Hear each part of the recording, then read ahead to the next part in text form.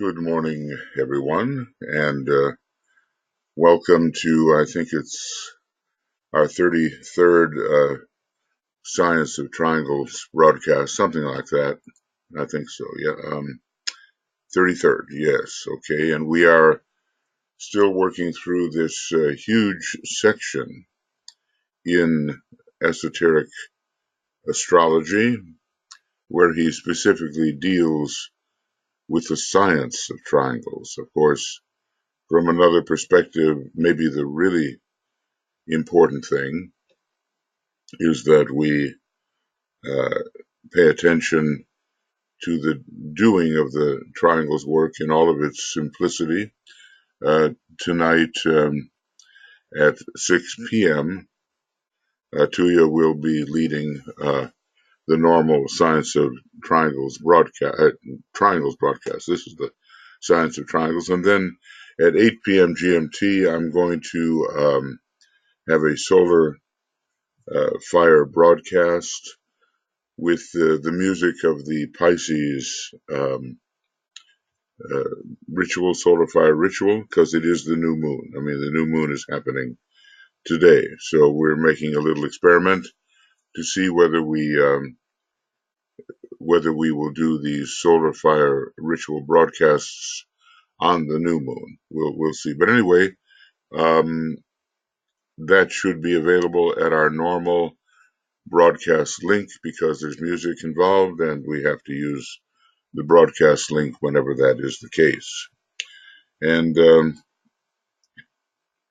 I'll tell you what, let's just have a little alignment here while maybe a few folks gather.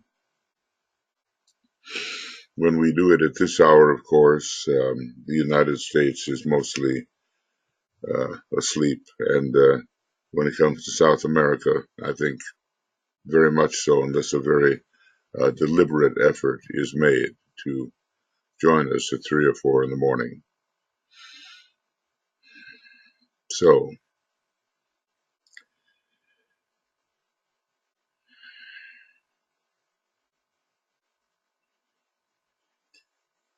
the idea is that we are relating to each other in consciousness, wherever our geographical area may be. And we are presenting invocation in consciousness together, and hoping that the wisdom of the soul and triad are evoked to bring us greater understanding of the cosmic environmental context in which we live. When we look out at the sky at night, we see all these heavenly bodies, each one of them ensouled by a Lord of intelligence, love, and will, and all of them organized in a great cosmic network of triangles.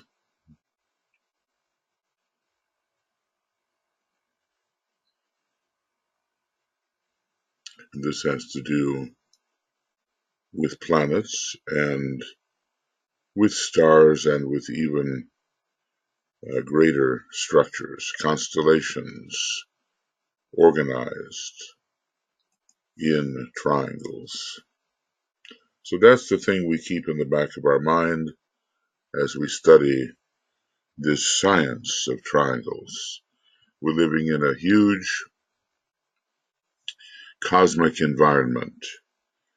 The practical side of it is that we learn how to relate to each other as souls or as soul-infused personalities triangularly, and we help the etheric body of the planet and of humanity carry the soul. The scientific part of it, the more expansive part of it, is that everything we know about the universe is organized in this way.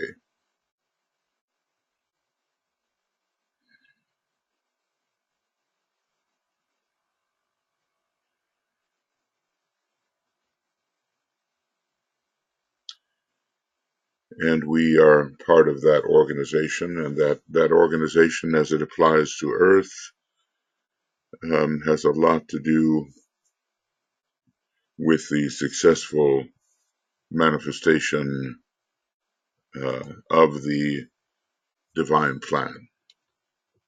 And that's something we want all of us to participate in, according to our capabilities and scope. And so it's a work that must go on, and we'll, carry on with that a little later in another, 12 hours or so with the actual broadcast on Wednesday. Wednesday is actually a good day to work the triangles because it's a Mercury day, and Mercury links everything up. Mercury may have a fourth ray soul, but the third ray is very deep in the expression of Mercury. And the triangle's a three-sided figure, related very much to the third or atmic plane, has to do with the third ray.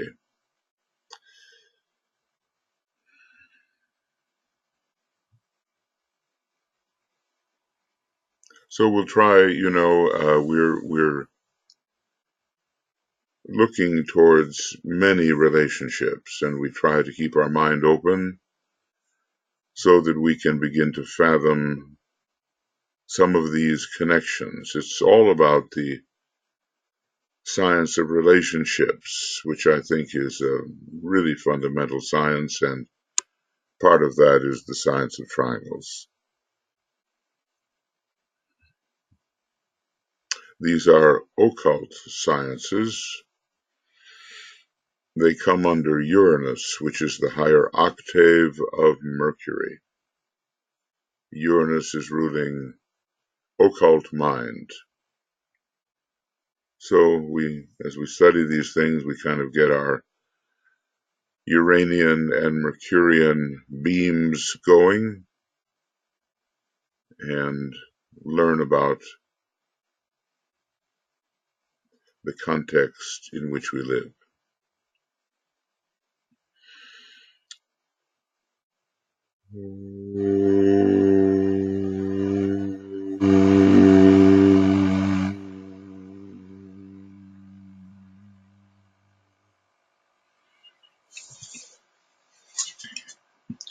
Well, we see a map in front of us here of a really big picture, and it's such a big picture that it's way, way beyond our aspirations to attain spiritually in this life and in many lives to come.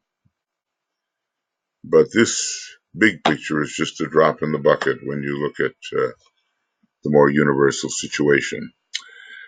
All right, well, a few more have gathered here, so I'd just like to welcome you to our work.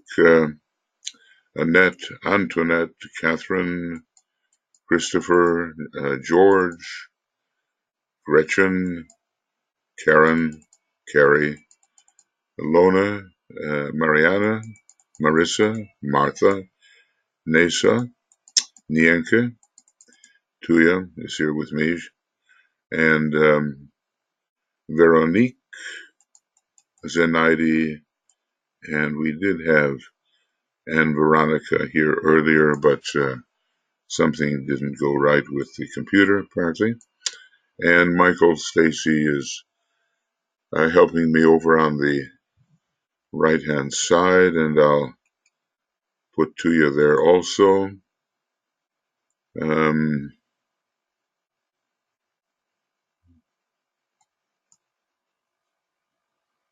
Yeah. All right.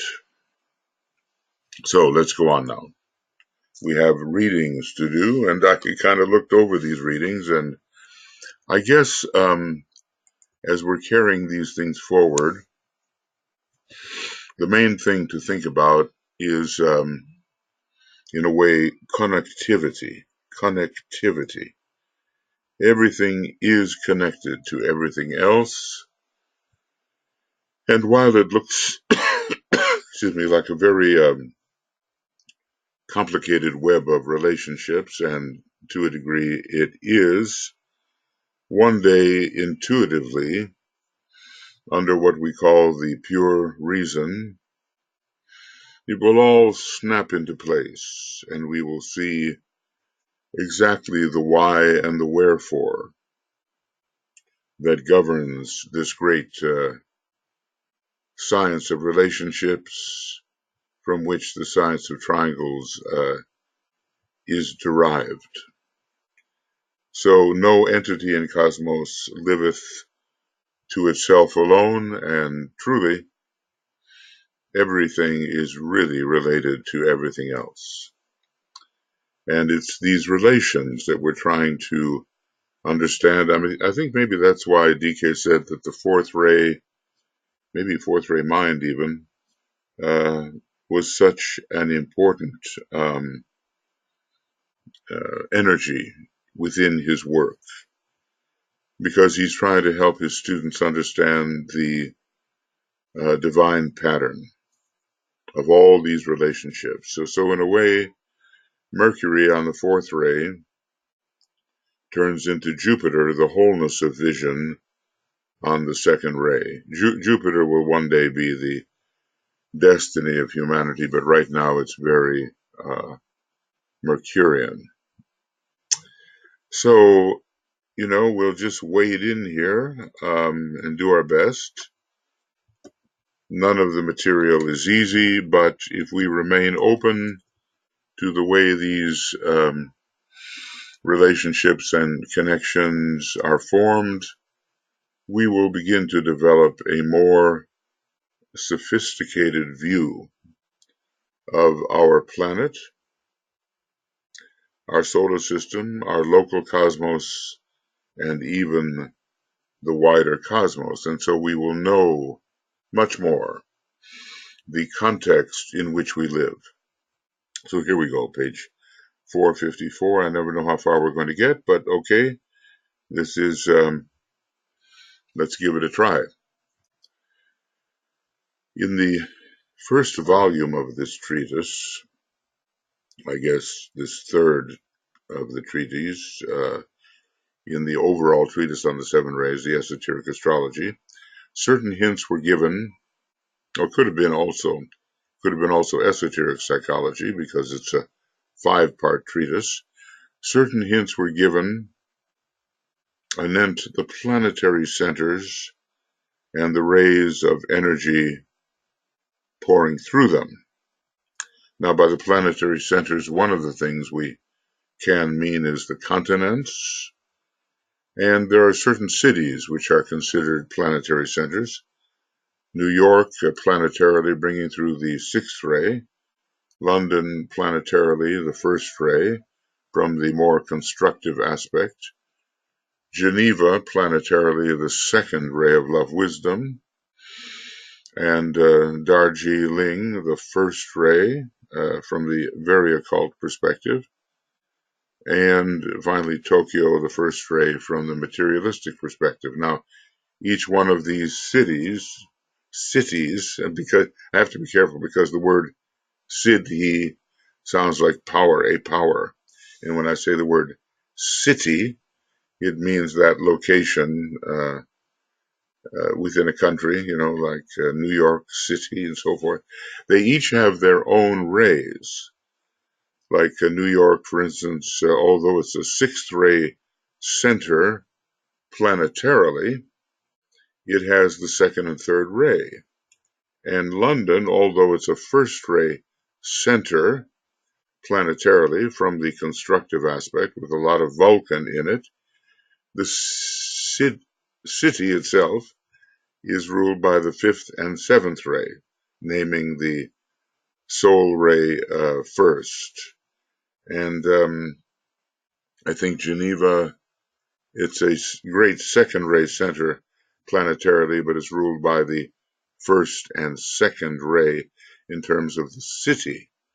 And here is Tokyo, and it's a first ray center from the planetary perspective, but the city itself is ruled by the sixth ray and fourth ray.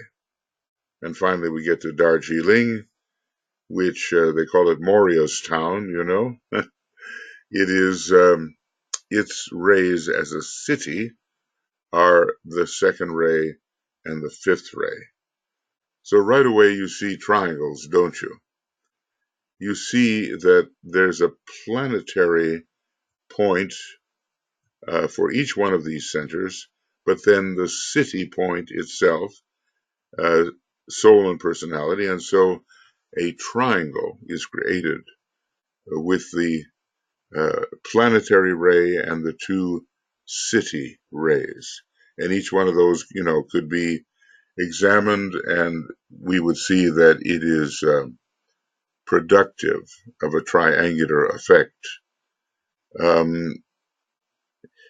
New York is focusing much of the idealism of humanity, but at the same time, it's an active communication center on the third ray personality, and so much money is handled through New York, which is a third ray action. But ultimately, the love, wisdom, energy in terms of the city, it is a melting pot, and the United Nations is founded there. So we can kind of see how the sixth, the second, and the third ray fit together, and you could do that with each one of these planetary inlets. So I'm just offering a method without necessarily going into every particular one of those planetary centers. I think we'll get there as we go along, but at least you see how the triangle works. Okay, now, so certain hints about planetary centers and the rays and energy pouring through them. To these I would like here to refer because they are related to the science of triangles. What is science? After all, you know, it's a method from one point of view whereby we ascertain definite and reliable knowledge, but it's also a way of manipulating that knowledge to good effect. In other words, using the laws, using the relationships to achieve that which the divine plan must achieve. So you should note that the three lower kingdoms in nature constitute in themselves a triangle of force and are essentially a reflection of a particular planetary triangle. I've made a speculation on this. So he's basically saying that the animal kingdom, the mineral kingdom, and the vegetable kingdom, okay, of course, the mineral kingdom is the lowest, and the vegetable kingdom is intermediate, and the animal kingdom is the highest in that particular triangle, that these are related to a solar systemic triangle. Now, you could probably guess what it is, but this is my proposition. I think it's correct, that Vulcan is very related to the mineral kingdom and to all things hard, and to the will and to a great power that can be released through the mineral kingdom. And it's a sacred planet. Venus is peculiarly related to the vegetable kingdom, which has two rays in connection with it. The mineral kingdom, no, three rays.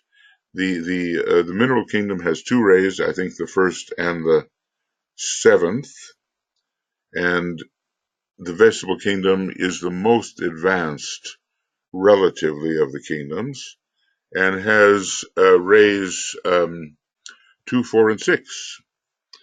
Well, to give you an idea, if we look at a flower, the stalk of the flower and the support, that which rises up towards the sun, that's the sixth ray.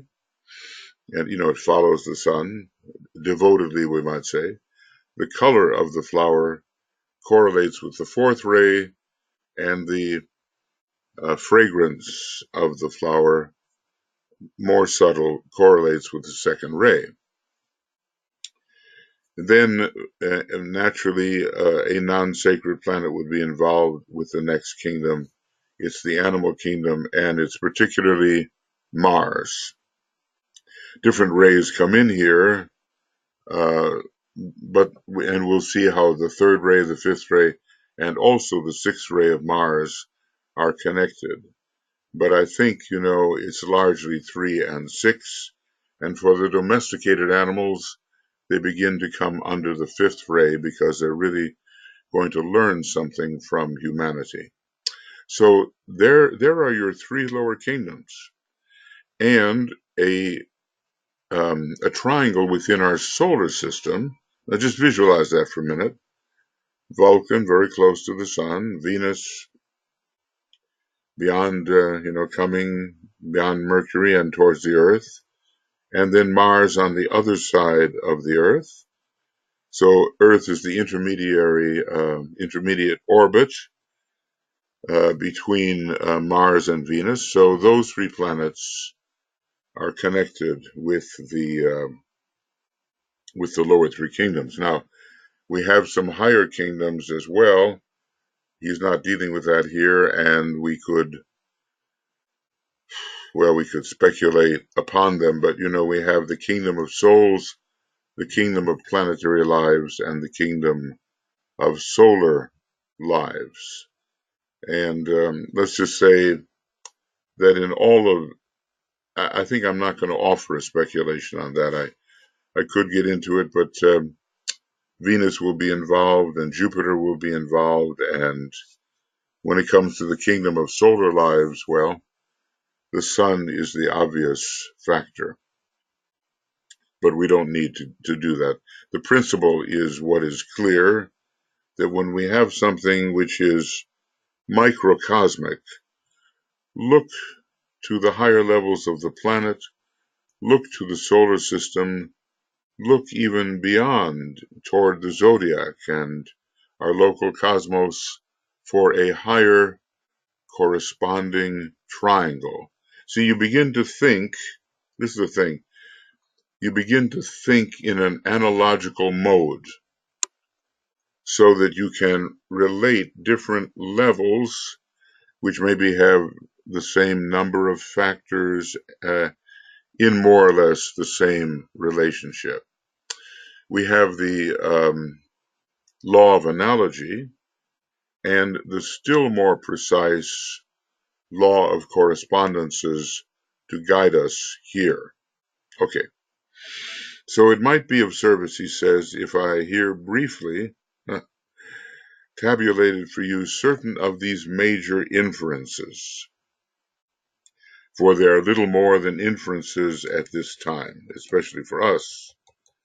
In other words, we can imagine, we can infer, we can guess what are the connections, but unless he confirms them, we don't know. One point of real interest here is of real interest here. Now, note this carefully because it's variable. I have stated that humanity is the correspondence in the planetary life to the ajna center in individual man.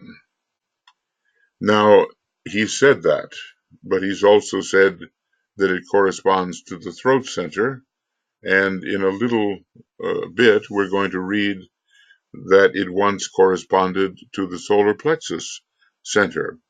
So the different centers change their location and they change their function. Humanity is a great center. Now, sometimes we might be dealing with the Lord of the world or Sanat Kumara, and at other times we might be dealing with the entire planetary logos. So that can make a difference. in the function of a particular center, like humanity. So at the moment, he places it in connection with the ajna center, but we cannot forget that we are dealing with two great beings, one of them the planetary logos, and one of them the Lord of the world, or Sanat Kumara. And so maybe they have different functions either on for the throat or the ajna. Let's just say more advanced humanity is moving up, and we should be in that place where we are intermediate between normal humanity and the hierarchy, because we are members of the new group of world servers. And there's another triangle for you, is it not? Just pause for a moment and think of the relationship between the hierarchy,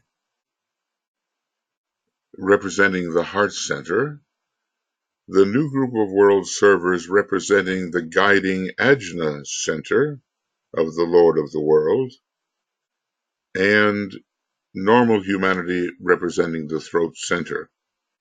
So this would be a loving and heartfelt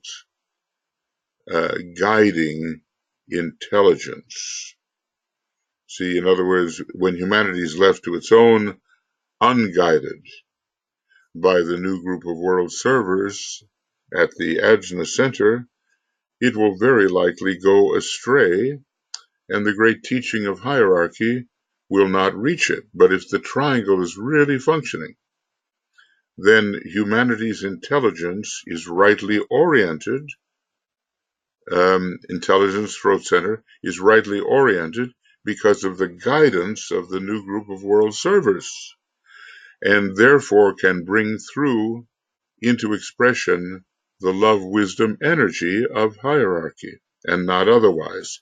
So you see how that triangle works. So basically what I'm saying, keep your eyes open for triangles which suggest themselves, and then, whether it's right or wrong, offer an interpretation of the function of that triangle. See, a major triangle, obviously, is head, heart, and throat. Enrays 1, 2, and 3. And they represent mostly Shambhala, hierarchy, and humanity. Well, what's the relationship there? The divine will, expressed in love, intelligently upon the lower planes where humanity thrives. So that's a very definite triangle of Shambhala, heart, and throat. So, sometimes when you are functioning as a human being, and you're doing so, deliberately, and you're doing something good, and you are thinking about where your life focus usually is, your life focus will be predominantly in one particular triangle, of which there are many, in your etheric body. And the relationship between your mind, emotions, and etheric physical nature, another triangle, will be expressed through an etheric triangle, and you have to identify that. Now, I think ideally at this time, people like ourselves should be expressing through the throat, the ajna, and the heart. That is a given. We have to direct our intelligent life in a heartfelt manner, so that we really foster love in the human race. But we're also studying the will, the meaning of the will. And so, as we move along, the head centers are going to be involved, along with the heart, and either the ajna or the throat center. So, sort of be aware as you live your life, from where are you working? Are you working above the diaphragm, partially, fully? Are centers below the diaphragm active and interrupting in a way? because many of us can be interrupted by by what goes on in the solar plexus. It's a given. That is the astral body is the area within our nature most often out of alignment. And that's one of the things we really have to take care of. But the science of triangles will point to how to balance these different energies. So anyway, humanity is sometimes connected with the ajna center, sometimes a bit earlier connected with the throat center, and later it will be connected with the heart center. Now, I'll just read this. I pulled it out, and actually I had it in there before. This is from Rays and the Initiations, page 338. The ajna center of the Lord of the world, and you know, that's another name for Sanat Kumara, right, who is an emanation of the planetary logos. The ajna center of the Lord of the world is just beginning to express itself in a recognizable manner through the new group of world servers. This intermediate group between hierarchy and humanity, think of it now, is a carrier of the energy which makes the plan possible, the plan of which the hierarchy is the custodian. So let's just say it's a higher form of humanity, I think, which serves as the ajna center of the Lord of the world. Usually we might say it is the throat center, which is normal humanity's area of expression. Anyway, this plan implements the purpose, and later, when the new group of world servers is organized and is recognized as a living organism, which before long it will be, maybe it is to an extent, it will definitely receive the energy from Shambhala in a direct reception via hierarchy. So we will have then the head, the heart, and the ajna center. Makes sense, right? Because Shambhala is the head center in this triangle, the heart is the hierarchy, and the new group of world servers is the ajna center. Now, one of the things we have to look at here is the astrology of Shambhala and the astrology of the new group of world servers. They both have a very prominent Taurus. You know, somehow Shambhala is reached most directly at this time at the Wesak, where Taurus is prominent. And what sign rules the new group of world servers? It is Taurus again. So there's going to be a direct impact between Shambhala and the new group of world servers. And then he goes on to say, you know, something kind of reassuring. This information is, I realize, of little immediate importance to you, but towards the end of the century, it will be found explanatory of much. Well, we have reached the end of the century, and we have gone on into the next century, and what has been explained? You know, probably the Shambhala impact of the year 2000 would be something we would have to begin looking into. Okay, so I hope you're following this. Make notes as you go along. A certain amount of memorization will be required of us, no question about it, in order to start connecting up these energies in the science of relations and then its derivative, the science of triangles.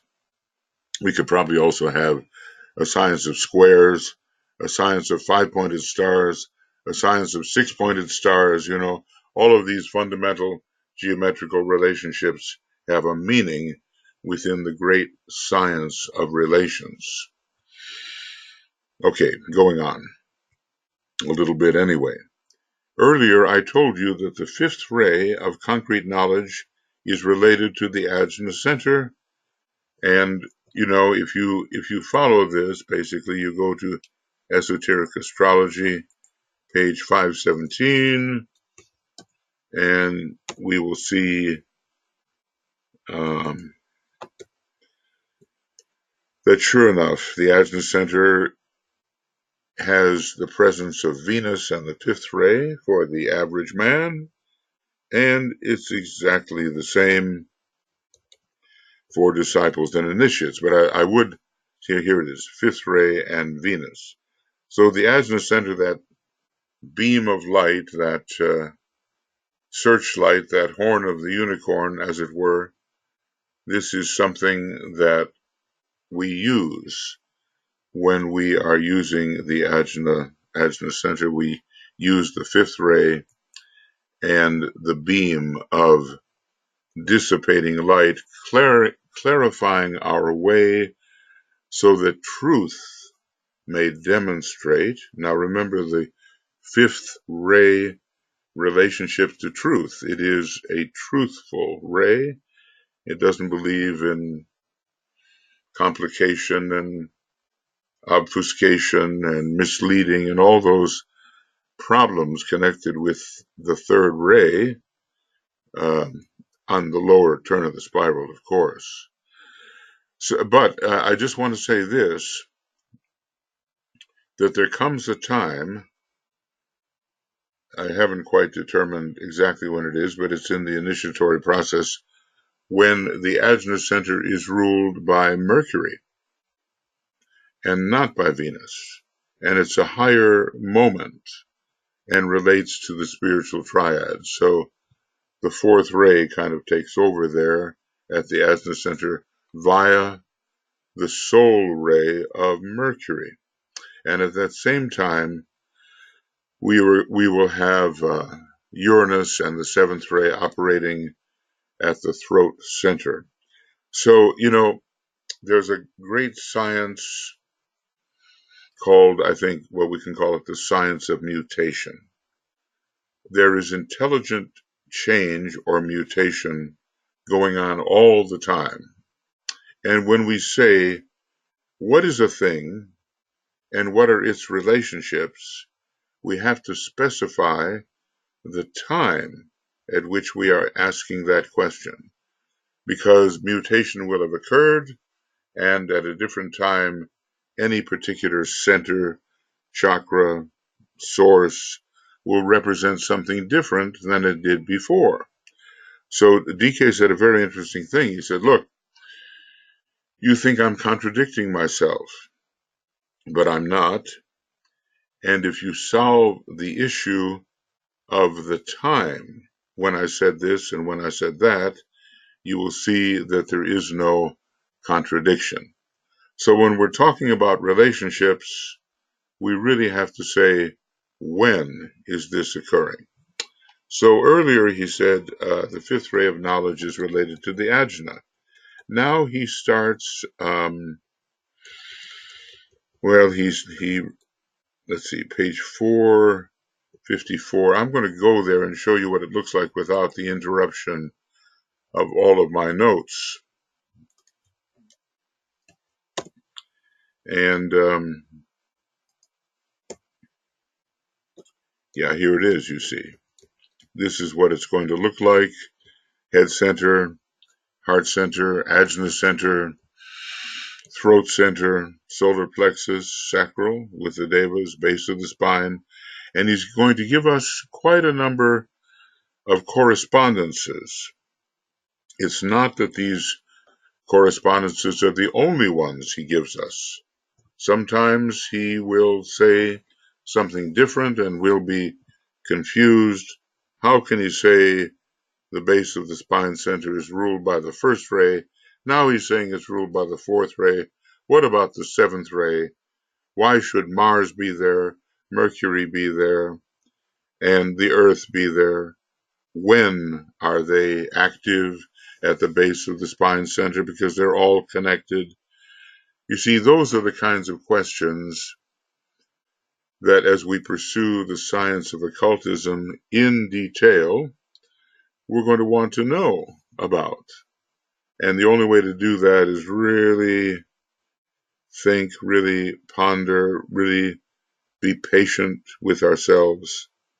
All these things will appear in time. Now, I'm going to maybe read just one of these. We'll have in our next work together several, but just to give an idea. Okay, so humanity is called in this context the planetary ajna center, and it's connected with the fifth ray of knowledge, which is not necessarily the fifth ray of intelligence. Sometimes the word intelligence is used in connection with the third ray, and sometimes knowledge or mind with the fifth ray. Note that humanity was very busy earlier than the fifth root race. It was a kingdom, and probably at that time it was not so much the Aryan fifth ray which ruled the ajna center. I mean, in other words, that humanity was not correlated with the ajna center of the planetary logos, let us say, but more correlated with the throat center and the third ray, ruled by the earth. Now, if I was to make a suggestion, and I often do, I would say this, that in order to get a foundation here, do go to Esoteric Astrology, and do go to page 517, and do memorize which planets and rays rule which centers. I think you can see that here. And only two of them are the same, Uranus and Venus. But everything else changes.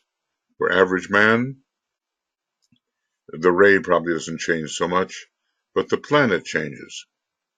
So get this particular tabulation under your belt, so to speak, so that you can always refer to it and it will be in your mind, because it is foundational when you think about how and when the chakras in our system develop.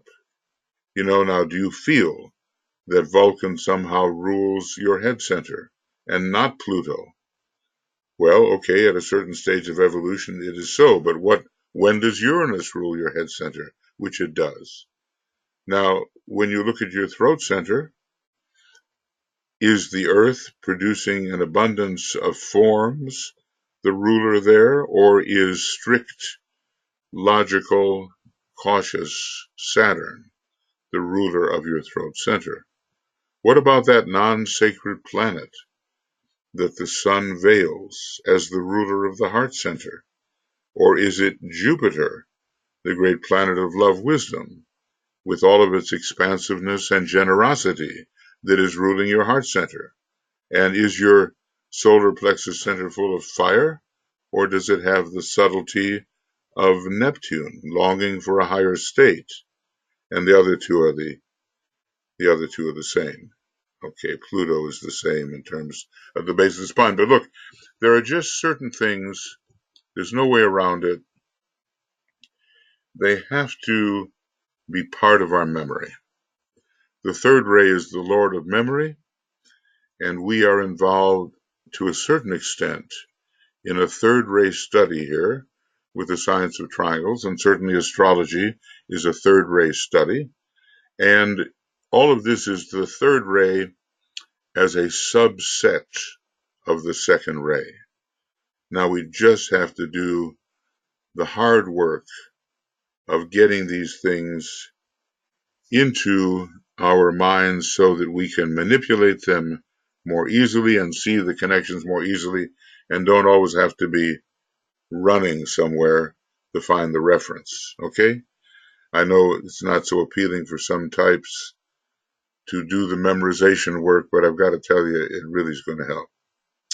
So anyway, let's just say at a certain point, humanity reaches its connection with the ajna center. Maybe for the Lord of the world, it is a throat center, and the new group of world servers is the ajna center extracted out of humanity. So we need to put those down side by side. Here is the planetary logos. Here is its extension called Sanat Kumara, and the different kingdoms represent kind of different chakra points in each of these lists. And then I read this to you before. The Ajna Center is just beginning to express. He says, therefore, 5 centers in man are rapidly awakening. Well, after all, there's a correlation here, a numerical correlation. We're in the 5th root race.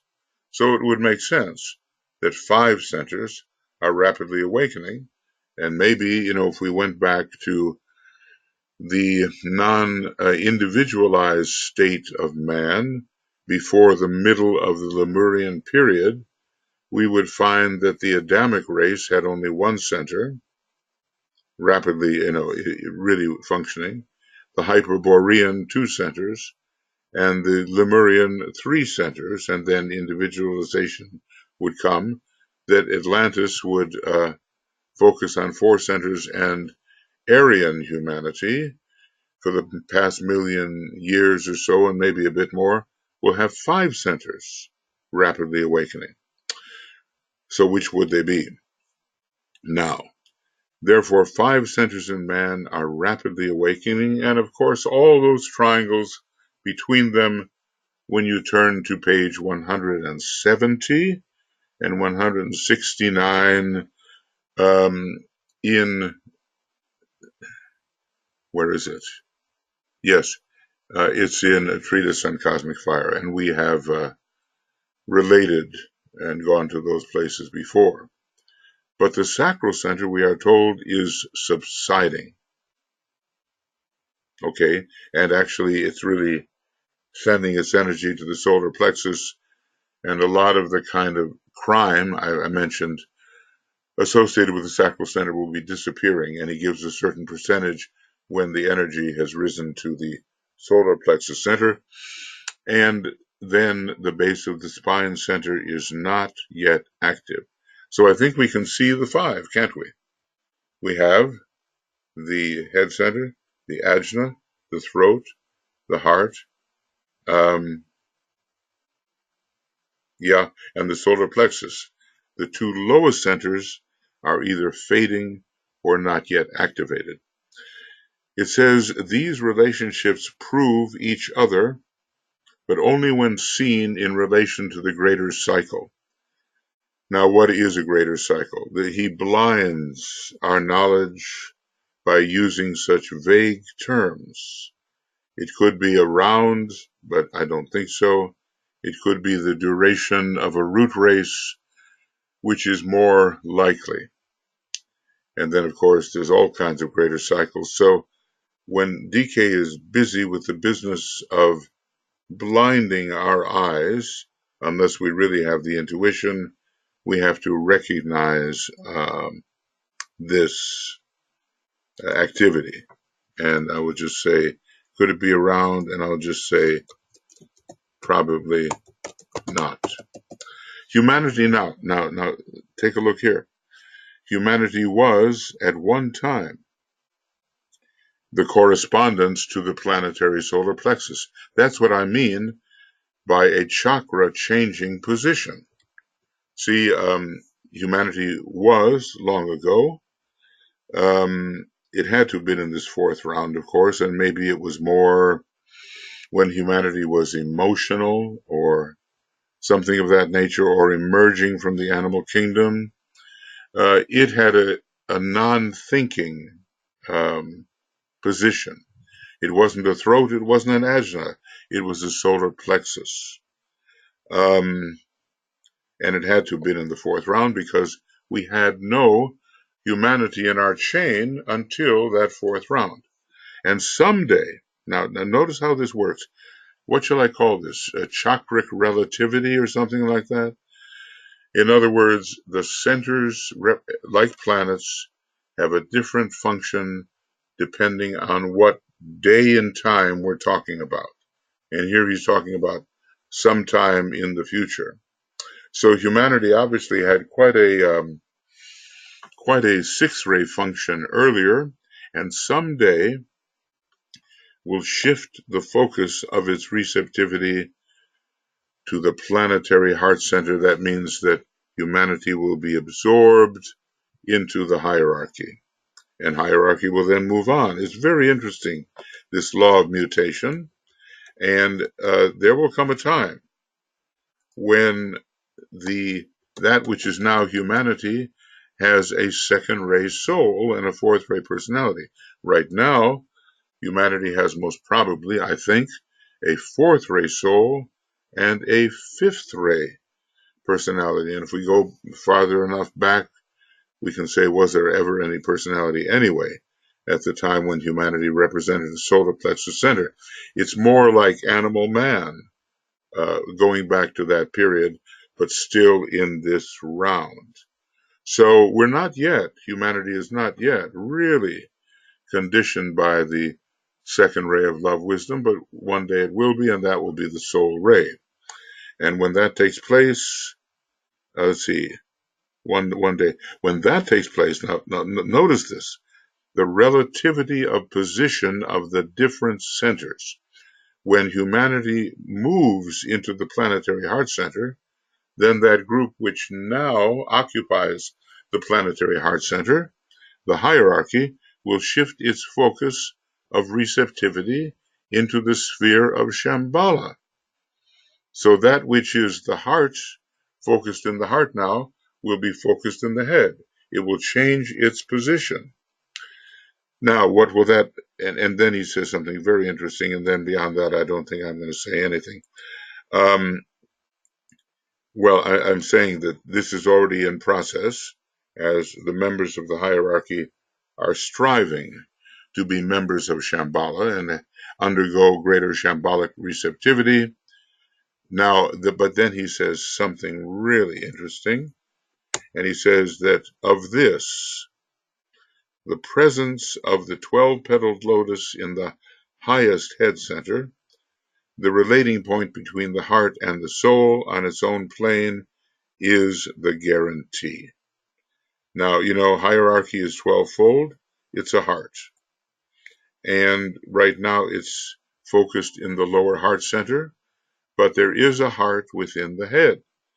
And that heart within the head has a symbolic meaning of the shifting of the lower heart center into the realm of Shambhala, that is, the shifting of the hierarchy into the realm of Shambhala. Okay, I know it's all, there's a lot of stuff here, but the 12 goes higher. And I guess the thing that I would hope that we all remember is the relativity of the function of a chakra in time. So why don't I put that down as something to remember, and then we won't go any further right now. We should be aware of the relativity of the function of a chakra, and then in time, i.e. at different times. So, to give you an example of that, well, here is an example, of course. But one of the interesting examples is in our solar system, what planet is it now that rules the heart center of the solar system? And it's pretty obvious that it's Jupiter, but it won't always be so. One day Jupiter will take the function of the heart in the head, which is probably taken by Neptune now, and Venus will rise up to the function of the heart center, when it is now probably related to the solar logoic solar plexus. Now, even in an ashram, suppose we were in an ashram, we might be going for coffee in an ashram, and, the higher ups want some coffee, so you run out and get the coffee for them. I'm joking, of course, but there'll come a time when someone else is going for coffee, and you're the one who will be staying there continuing the discussion. In other words, there's always a mounting of function, an increasing importance of your function, and you rise within any particular context. So just consider the whole solar system an ashram, and here are these different planets. They mean one thing in the beginning, then at a central point of development they mean something else, and at a later point of development they mean still something else. So everything is moving on and up in its function if everything is going correctly. If all the processes are going correctly, then all these different centers are in time moving up and up and up, and there will just be different triangles connecting them at those different moments. All right. So, I'm sparing myself here because the next thing is, we'll just have to deal with it, and we will deal with it next week. So I'm going to go back here, and so this is, I'll bring this down. Excuse me, I just got to do this little bit of housekeeping, otherwise I get totally lost. And so what page are we on finally? So this is the end from 454 to 455. Oh wow, are we making progress? See how the omniscient one knows. Okay, thank you, Michael. All right, now 454, 455, and today is the 6th of March because there were so few days. 19, and then we'll begin and this was number 33, was it, Michael? I think so. Yes, 33. Okay, so now 34, academic reading, and we'll start. We are really making progress here, but if we pay attention, so much of occultism will begin to dawn upon us, and everything being related to everything else, we will benefit by learning more than we thought we would. And this will be the evening schedule and morning for the other Ask programs. Let's just check this, please. Yeah, that's right. Now, before long, we'll cross that bridge when we get to it. As I say, the conference is coming. And again, I surely invite you to this important third ray conference in which a new version of the PIP will finally be ready, and continuing work on the rays of the monad will be taking place. And then this is in the pre-conference, and then we'll be discussing also the rays of nations. So, it's very interesting that there is no, in terms of what's given, no nation with a third ray soul. None, every other ray, yes, not the third ray. I have a feeling that there are some nations with third ray souls, but they have kind of a somewhat negative effect upon human progress, and that ray will have to change. But anyway, the Tibetan gave us nothing with a third ray soul. Anyway, we'll begin to discuss that in our continuing Advancing Seven Ray seminar. And of course, the Esoteric Astrology will be there in that seminar, and we have a lot of really good people coming in. Every once in a while, we're lucky enough to get Philip Lindsay, and he will be coming this year. and a very good ray theorist and astrologer from Italy, Antonella Nobilio. She'll be there with us, and she has some very interesting systems. We have a lot to learn, and then of course the general conference will present things maybe in a less technical manner, but a more matter of fact, embracing manner regarding what has to go on in the world today. And I do hope, from my own perspective, taking advantage of the Third Ray conference to offer some thought from the infinitistic perspective. That means that what little I know of higher math will be thrown in, and I think you'll see its usefulness and how we can develop a philosophical point of view, which basically is based upon the beginninglessness and endlessness of being and its continuity forever. It's philosophy, and I hope to offer it. Well, so in other words, this is all a pitch. Do come to the conference. We have, we start the pre-conference with our ceremonial workshop on Tuesday the 30th, and Tuija will be leading that, and we go on for 12 days. I think it's a great opportunity. Do try to show up. It would be wonderful to see you there. Now, I've talked, and it's time to see whether there are any questions about what has been mentioned here, or any thoughts, or whether you just have questions and thoughts about other areas of occultism, which also are an open door for our discussions.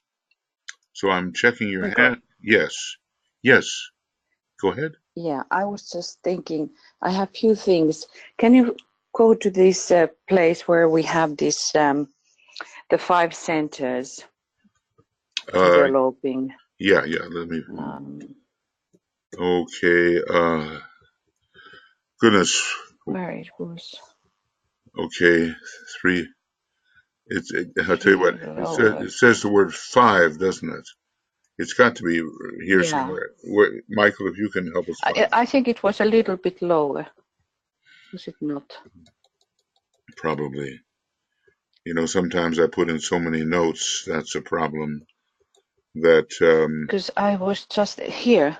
There's 5 centers. Therefore, the 5 centers in man are rapidly awakening. Yes, that's it. These relationships prove each other, but only when seen in relation to the greater cycle. Okay. I was just thinking, when we think about humanity and its planetary centers, those 5 planetary centers, I think that from there we can have some kind of correspondence, what is happening in humanity itself, or in man itself. Because he says that this triangle between New York, London, and Geneva, and when we studied their rays, so there is the first ray for London, the second ray for Geneva, and the 6th ray for New York. So these are the more awakened centers. And then Tokyo and Tokyo and Darjeeling, they are still in the latent stage. Yes. And I have been just wondering why is that? We can reason many reasons, of course, but anyway, that is what he says, and I think that by studying that too, we could find what is happening in man. I think there's a correspondence. Yeah, I think you're right. That there, in this number 5, because it is, after all, it's not yet the 5th round. Okay, it's not yet that, but it is the 5th root race of man, and I think there is a kind of correspondence with the fact that there's only 5 planetary centers thus far, and maybe in the 6th root race there will be more, and the 7th root race more. So we can find a connection between what is awakening in the individual human being and what is awakening in the planetary being. But one thing's for sure, in neither one of them is the center at the base of the spine awakening. Not yet. Not yet. Yeah.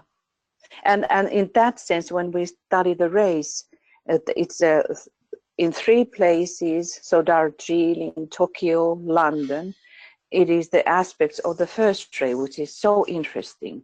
Yes. So yeah, go ahead. Yeah, it's different aspects. So when we study London, which is more awakened center, and in London it is this from the building aspect of the first ray, how it says that the destruction. Yeah, Tokyo is the materialistic side of the first ray. Darjeeling is extremely occult, and London more from the building aspect of the first ray, meaning Vulcan, I think. Right. Yeah. So by studying these rays, we may be having and finding some answers in our chakra system, which kind of way the energies are working and which way the evolution is progressing. Yes. So maybe sometimes we should take that as a larger question and study these. We'll do that at the conference, and then everybody can come and find out what it is at the conference. But here's the thing, New York is a tremendous communications and money center. So it has been associated with the throat center in general of the United States. Geneva has all of this heart energy, so naturally the second ray, heart center. Because now what's interesting is the personality ray of New York is the third. Now obviously these cities like people, they're functioning a lot through their personality ray. So there's the third ray in New York, communications, money. The city of Geneva has a second ray personality. And so there's the heart aspect of it. It also has that in a planetary sense.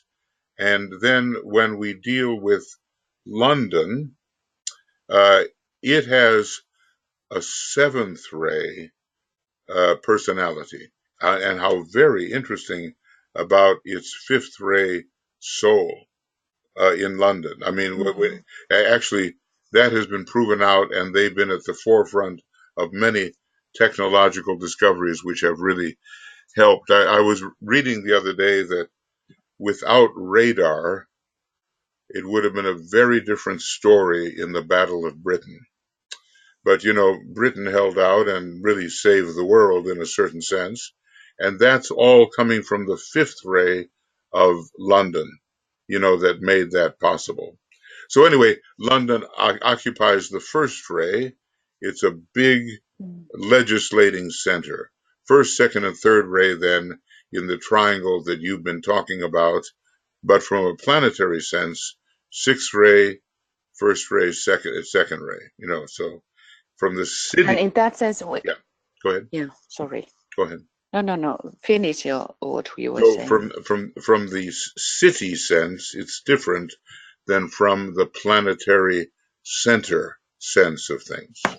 That's all I was going to say. And I think, yes. So these are giving for us hints how these energies are functioning, how they are developing, and when we look all this what is happening. So when we have in these centers, we have only Geneva, who is the second ray planetary center.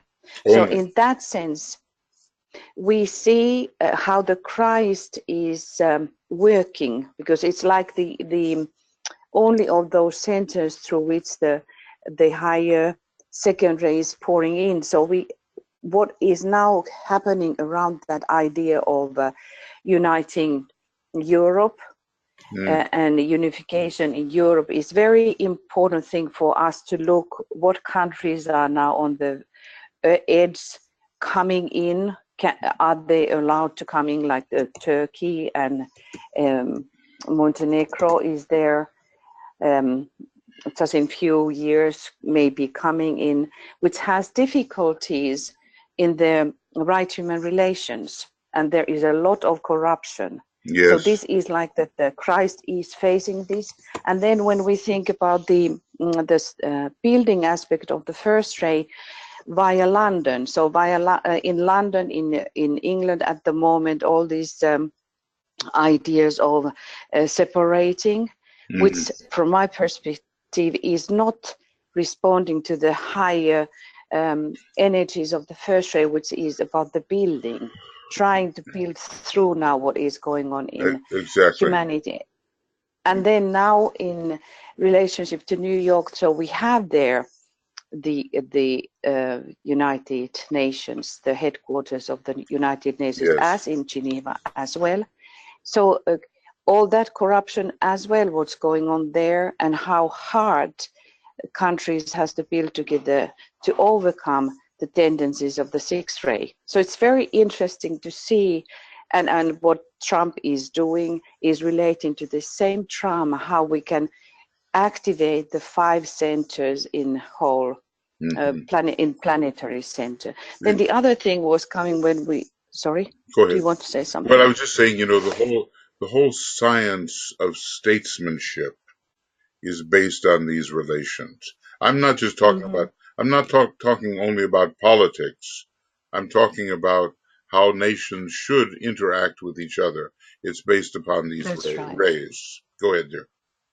Go ahead. And then the second thing was the realization, and actually that is the question. When we were reading about how in one point humanity is moving to the stage or place, second ray and hierarchical stage. Is it so? Earlier, I was thinking that when we read about the chakras and humanity's hierarchy and Shambhala, it was like for me the idea of that they are spheres or stages. But when we were now reading about that how humanity is moving into the other states, it's like that these all are groups which are moving. So chakra is not the stage, but they are groups which are moving like together. And they have understand what I try to... The group it has a different function when it moves.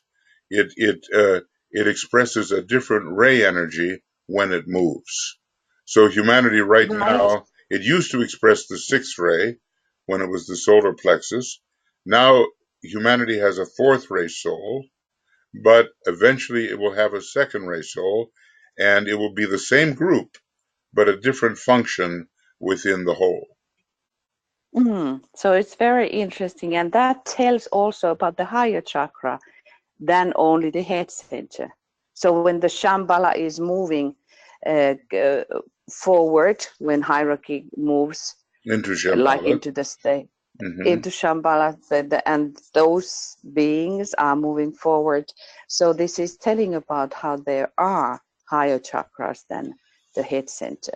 Like in the Laya Yoga, it is yes. On the top of the head and within the head. Probably there's 21 altogether that involve the body, in the head, and over the head. Now, the whole numerology of the chakras, it's a really deep subject, and we have to learn how to consult the different traditions and be very clear about what we're reading.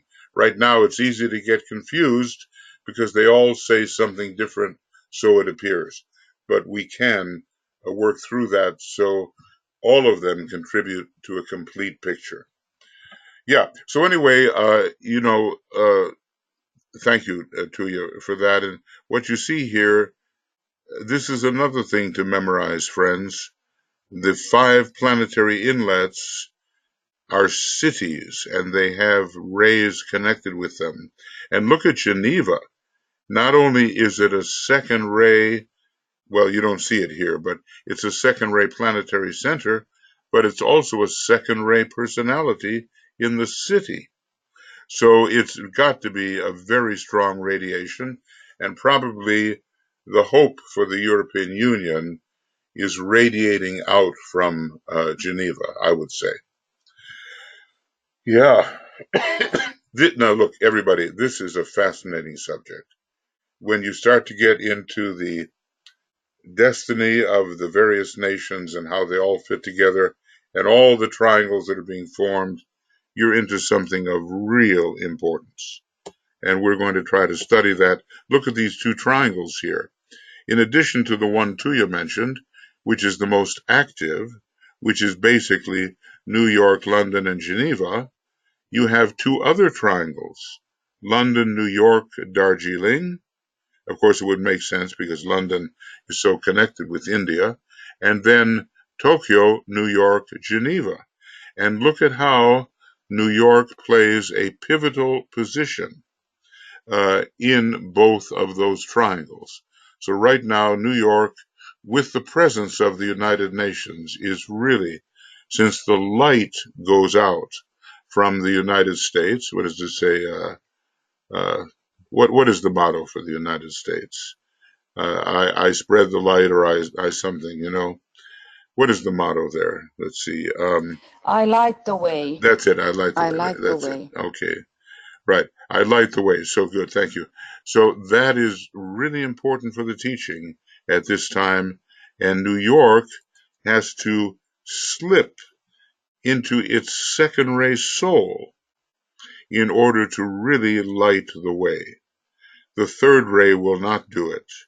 And look at the astrological signs that are here as well. There's so much wonderful information, and it all has to be correlated.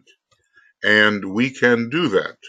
Studying with Master DK, we can correlate this information so it all really makes sense under the eye of reason and under the eye of pure reason. Thank you. Thank you. Other thoughts or questions? I can go back to where we were. I get so many notes in here that you can't tell where the Tibetan is writing in black and all the rest of the stuff. Anything you would like to that occurs to you in this or in occultism in general, because we are citizens, you know. We are citizens of our country, and our country has a causal body, and it has relationships with other countries that are going to be based on soul connection, and we are responsible for helping to build the causal body of our nation. And when the causal body of a nation reaches a certain degree of refinement and capability, there will be a true esoteric school in that nation. And by that, I don't mean the kind of esoteric schools we have now, which are good. They bring us along the way.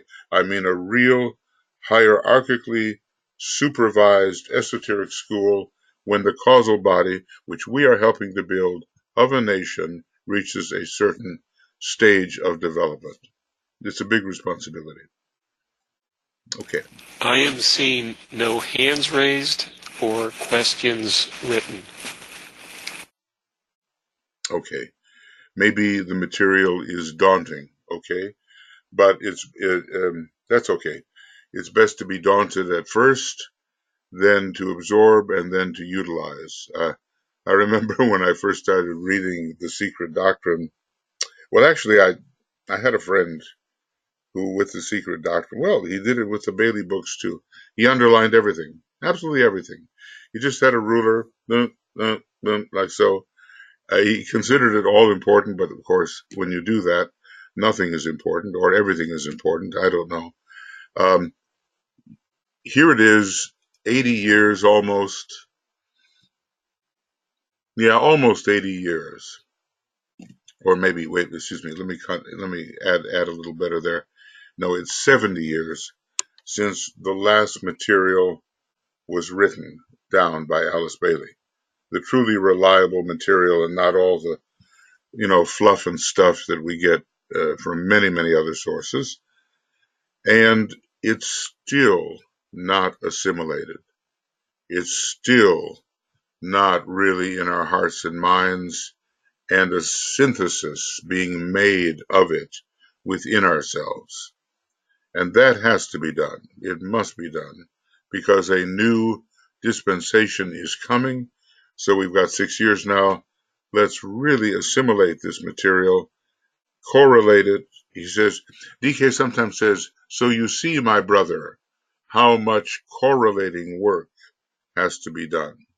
And that's what we have to do.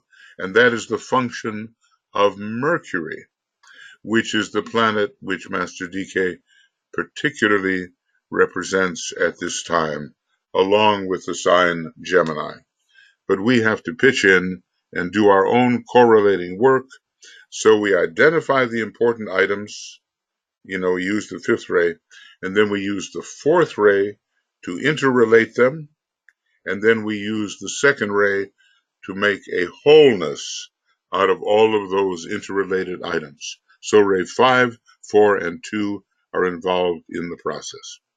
Okay, last chance for any thought that you might have that you would like to express, because, on anything, and relating to occultism, of course, but what doesn't relate to occultism, and or any questions, statements or questions. There may be a reminder that the United States and Canada go on to daylight savings time this coming Sunday. Okay, that's actually good because it's going to affect when you tune in. In our broadcasts, for the sake of simplicity, we try to stick with GMT, Universal Time. Don't change it, Just like Arizona never changes its time. But you will have to adapt accordingly, okay? So that's good, Michael. Thank you for reminding us of that. Okay, and just have, and look, just have confidence in yourself, because what a human being has done, a human being can do. So, if DK knows all this and can see this wonderfully completed picture that he would just say, I've just given you a tiny bit, he would say, then we can do that too. And we will do that. And Alice Beatty would say, well, look, a lot of people rebel against using their minds when they study occultism. But she says, look, you have to have a well-stocked mind in order to really function in this field. So let's go about the business of developing that well-stocked mind with respect to the teaching, which is so abundant, that he's given us more than we can ever absorb, but let's keep on absorbing, and we will have classes to that effect. You know that in the Reappearance of the Christ broadcasts, Tuija is reading the book, The Reappearance of the Christ. We're going through that. In our Destiny of the Nations broadcasts, or our Soul of the Nations broadcast, we are reading the book, The Destiny of the Nations. In our Glamour broadcasts, we are reading Glamour, A World Problem, through and through. So, this is the effort, studying maybe a little bit at a time to really come into a penetrative relationship with that and really absorb. We can do that, and I think it's very important if we want to play this game of the ageless wisdom in an effective way and help the ageless wisdom guide our service to humanity. I think it's really important. Okay, now, Tuija, would you like to do this meditation that we've got here, or what do you think? Yes, I can do that. One thing what I was thinking, what we should do also sometimes is that to think about why we have been born in certain country, because DK talks about that in Destiny of the Nations, that there is a sole purpose behind all of us, and the soul needs, from body angle, to be born to a certain place. And certain And rays, then, you know, you might say, to round out. right, Yeah. maybe it is then the race of the country, maybe it's the race of that particular placement of that country, because there are also the aspects of the race, and then also how these countries will form their relationship with another countries. Yes. What is also a very interesting question. I think, you know, I sometimes say to myself, how did I wind up in Finland? Because I'm here quite a bit of the year. And, you know, in line with what you have said, I think, you know, in my life, the most deficient ray is the seventh ray of order. And maybe of, you know, manifestation in some respects. Now I have many people witnessing this. Okay. So your confession. This is my confession. This is a huge seventh ray country. And, you know, it has Capricorn and Aries as the two astrological rulers of soul and personality. Both of them carry the seventh ray. I think the Scandinavian countries, I think also Finland and Russia, you know, they have the seventh ray soul. So this exposure to the seventh ray, you know, is all, you know, part of the plan when it comes to my own individual psyche. So it's not only, it is where we're born, and it's also where we spend time and what we absorb as the soul seeks to round out the causal body. So true confessions, you know, I need the seventh ray, and here I am. All right. And that is related to when we think about, or one aspect of that is that the whole humanity is trying to achieve the first initiation. And that's why the body becomes so important, that it is able to carry forth the weight of the light of the soul. That's why the bodies has to be also the physical, and then the etheric body has to be in shape, that these energies which are then going to affect all the after the first initiation or during the first initiation. That is how I am thinking, why the disciples during these incarnations, this incarnation certainly, because I think this is the marking point for all of our evolution on earth so far, because if humanity will not reach the first initiation, what is the destiny then?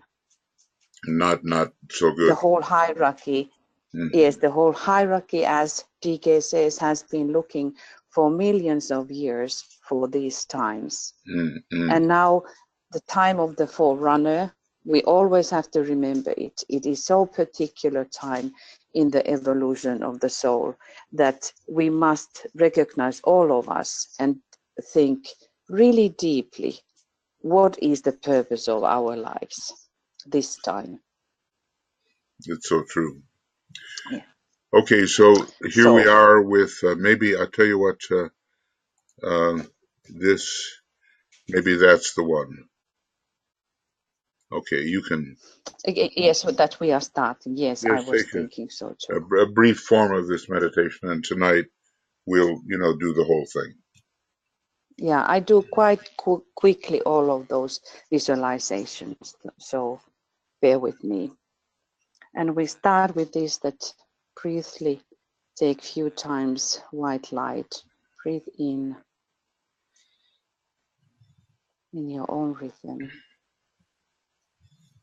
And then we form a triangle of light between our soul, our head center, and with Master DK.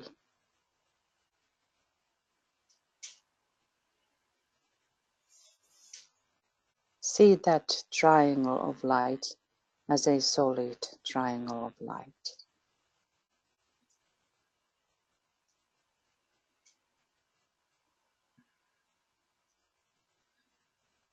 The base of the triangle on the mental plane,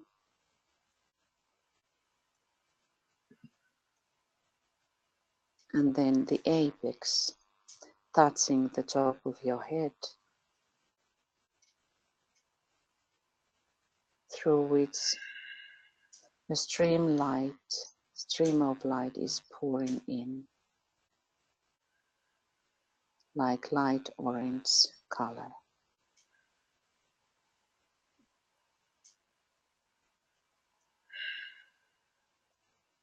Flooding your whole body, permeating every part of your physical equipment.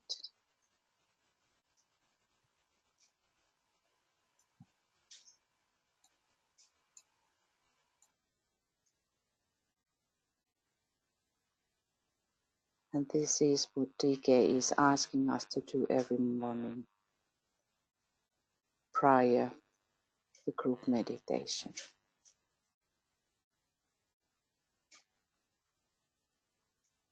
Now holding the consciousness steadily in the mind and not in the head,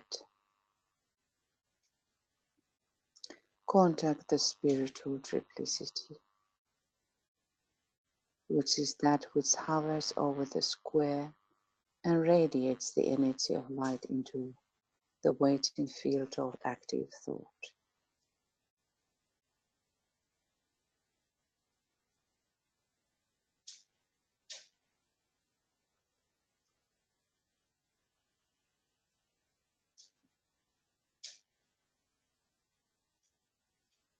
And now focus on your own triangles.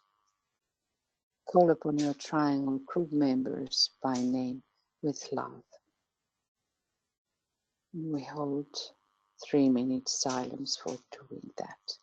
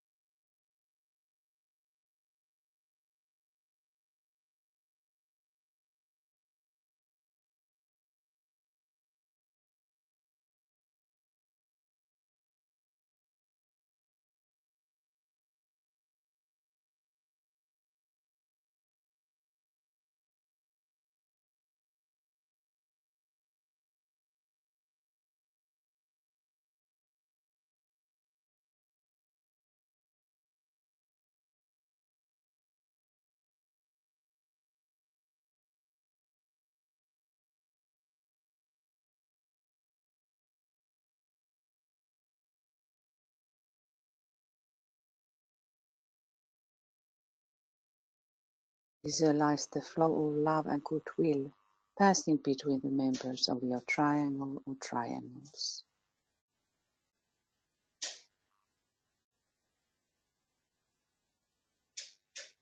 And now visualize the flow of spiritual light passing between your members of your triangles.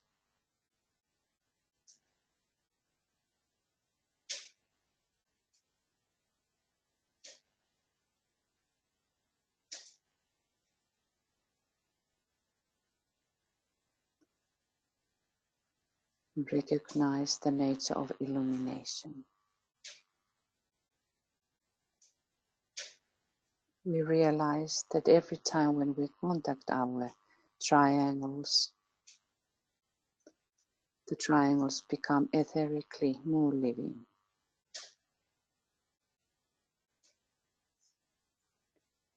Let us link our triangles consciously with the global network of golden triangles.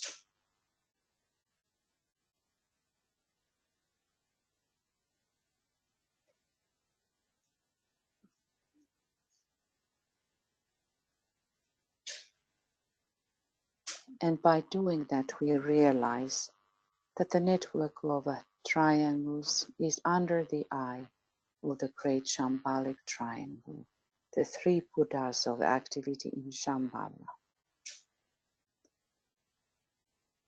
We realize that this is the very important realization, because these great beings can energize the triangle network in the times of emergency upon the planet.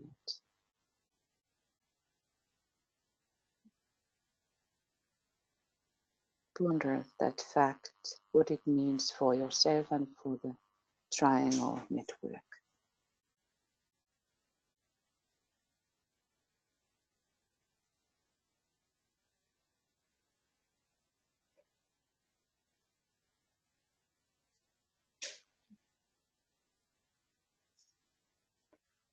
The triangle work is related to the coming science of invocation.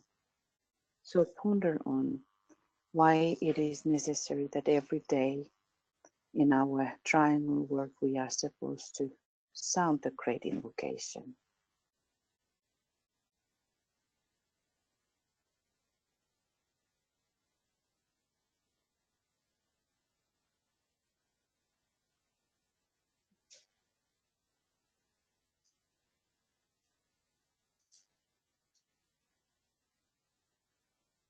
And let us say together the great invocation. From the point of light within the mind of God, let light stream forth into the minds of men. Let light descend on earth. From the point of love within the heart of God, let love stream forth into the hearts of men. May Christ return to earth.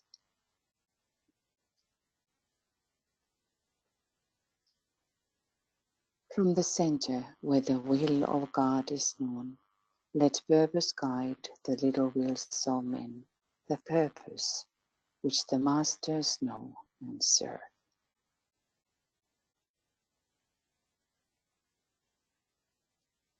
From the center, which we call the race of men, let the plan of love and light work out, and may it seal the door where evil dwells. Let light and love and power restore the plan on earth.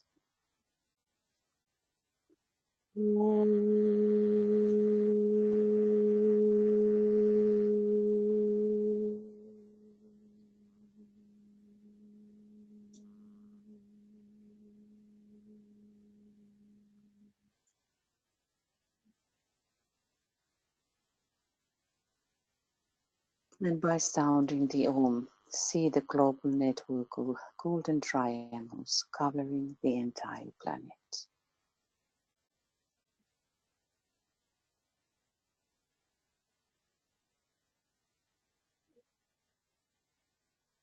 We visualize at least 100,000 living triangles functioning within the square-like etheric body of Earth, transmuting it into triangles.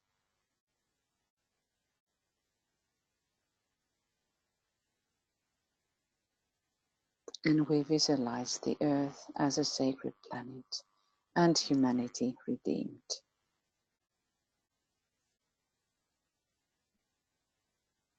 And we sound 3 times Om.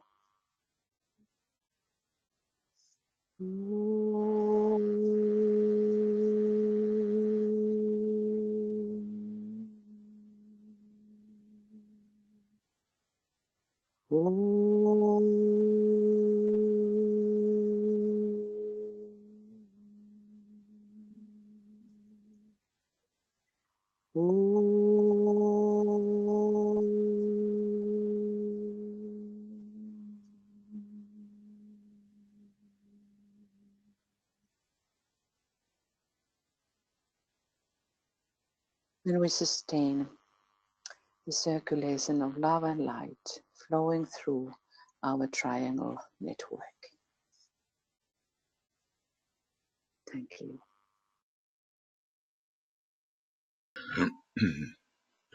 Thank you, Tuija. Okay, friends, tonight at the 6 p.m. GMT time, we'll have the broadcast on triangles, with music, the more complete. And then at 8 o'clock, we will have the Pisces new moon, a solar fire ritual meditation broadcast. So, as you know, it's a meditation. Meditation keeps changing, and the music is there. If you want to join me, it's also on the same station. It's the same link that we use for our broadcasts. So, and then we're continuing with the Ask program this week, and it's on the night schedule or the evening schedule. So thank you very much for your attendance, and just open your perception to the noticing of triangles between different beings and different levels of beings, whether they are earthly or solar systemic or cosmic, just develop that triangular mentality to detect the working out of triangles as we move towards sacredness in our planet. We'll see you this evening, and all the best to you. Lots of love, many blessings, and what do I say? Study hard, meditate deeply, and apply all you know, right? Okay, all the best to you. See you soon. Bye-bye.